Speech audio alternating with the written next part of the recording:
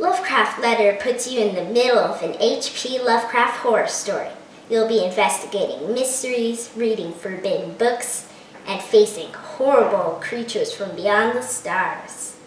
To be a bit more truthful, you'll be outsmarting your opponents, managing your hand of cards, reacting to moves, and avoiding elimination.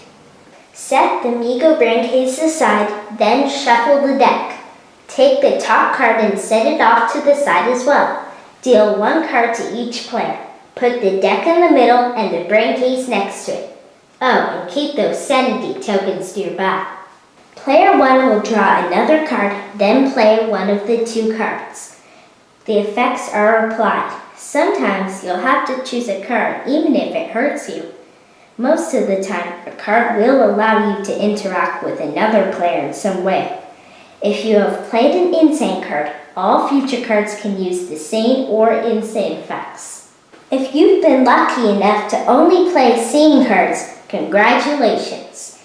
Most of the time, you're going to go insane.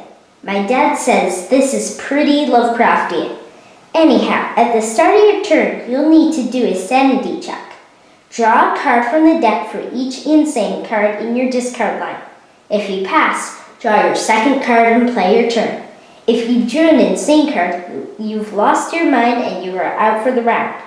Don't do the effects of cards drawn during sanity checks. A round ends when only one player remains. If their cards were all sane, they get an Elder Sign token. Win 2 of these and you win the game. If the winner was insane, they get a Clone token. Win 3 of these and you win the game.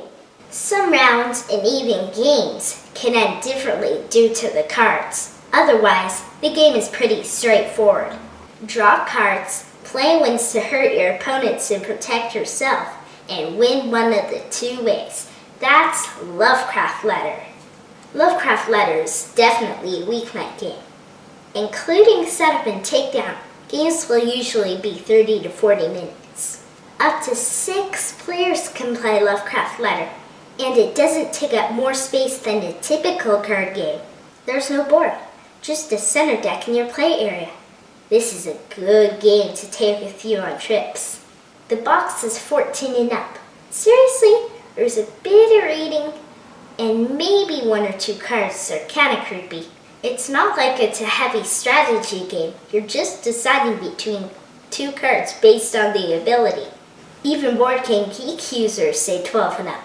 I'd say 8 to 10 and up. It depends on the kid. 1 card's insane effect protects you from pretty much everything.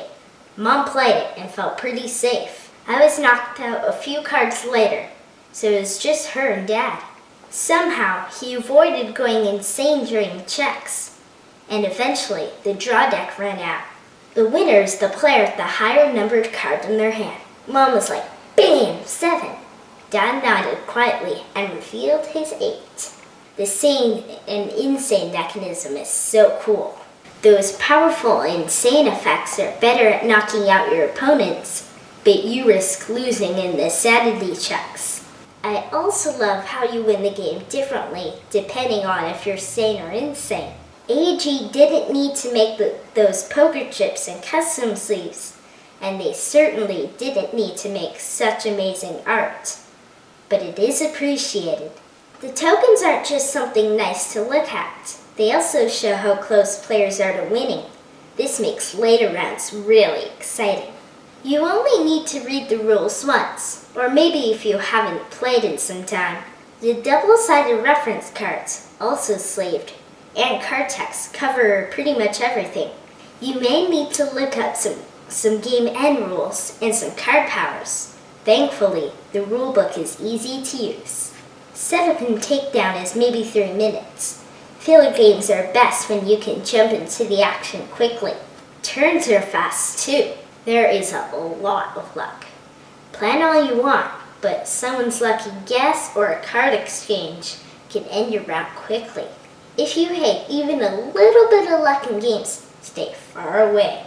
Lovecraft Letter is an excellent filler game. I keep repeating myself, but it's fast, easy to learn and play, and lots of fun. Despite the luck, you'll soon be able to recognize some neat card combos. Those investigators are better than they first seem. If you had asked me after my first couple plays, I would have given it a 1 thumb. We always play a game at least 5 times before reviewing. The more I played Lovecraft Letter, the more I liked it. 2 thumbs.